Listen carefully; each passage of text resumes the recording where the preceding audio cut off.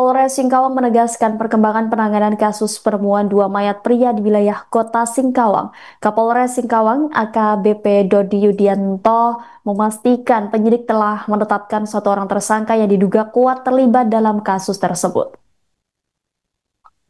Adapun tersangka berperan memasang kawat listrik yang menyebabkan korban meninggal dunia. Sementara hasil otopsi menjadi salah satu dasar penyidik dalam menetapkan status tersangka. Berdasarkan keterangan medis, penyebab kematian korban adalah trauma akibat sengatan listrik yang mengganggu fungsi jantung tanpa ditemukan adanya tanda-tanda kekerasan fisik maupun benda tumpul.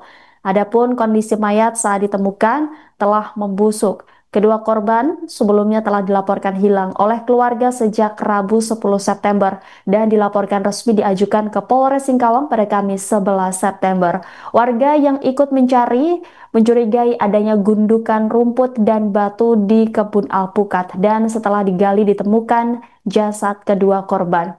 Adapun kedua korban diketahui berinisial EA dan H, sama-sama warga Kelurahan Sanggau Kulor, Kecamatan Singkawang Timur. Korban dikenal sebagai petani muda di wilayah Singkawang Timur. Saat jasad korban ditemukan, pakaian dan sarung pisau yang dikenali milik korban juga ada di lokasi.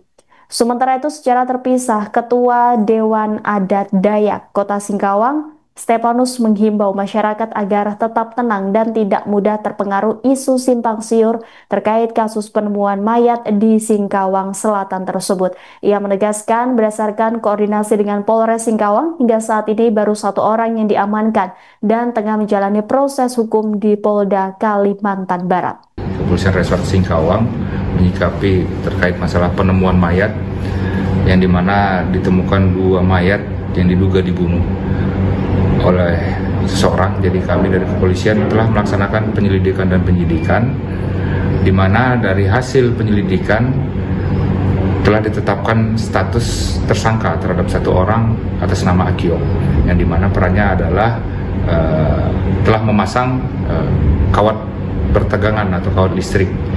Jadi dari hasil pemeriksaan kami sudah terdukung juga dari hasil otopsi berupa per, yang dimana hasil itu menjadi pegangan daripada penyidik untuk penetapan status daripada Akyong itu sendiri. Kalau terkait dengan hasil visumnya Pak, mungkin boleh di-spill sedikit Pak? Dan berdasarkan hasil pemeriksaan otopsi, penyebab daripada kematian adalah trauma tegangan listrik yang mengganggu jantung. Dari tidak ada upaya-upaya kekerasan maupun benda tumpul seperti itu, jadi trauma listrik. Pak, sedikit imbau kepada masyarakat Pak yang menyatakan ada beberapa bilang ada dari luka memar apa, imbauan Pak. Baik, terkait masalah suara-suara di masyarakat, memang pada saat penemuan mayat kurang lebih sudah 3-4 hari ya ditemukan.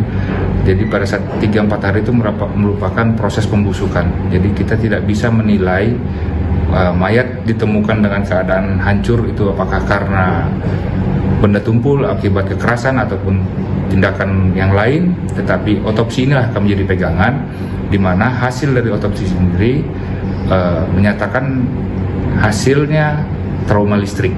Jadi kalau penyampaian di luar atau informasi yang kami terima di lapangan, di wilayah dari masyarakat menyatakan ada upaya kekerasan, di situ sudah terbantahkan dengan hasil otopsi. Jadi kami mengimbau untuk tetap tenang, jangan percaya dari pemberitaan-pemberitaan yang tidak dapat dipertanggungjawabkan. Tujuannya apa? Supaya kita semua di Kota Singkawang ini tetap dalam keadaan aman dan kondusif.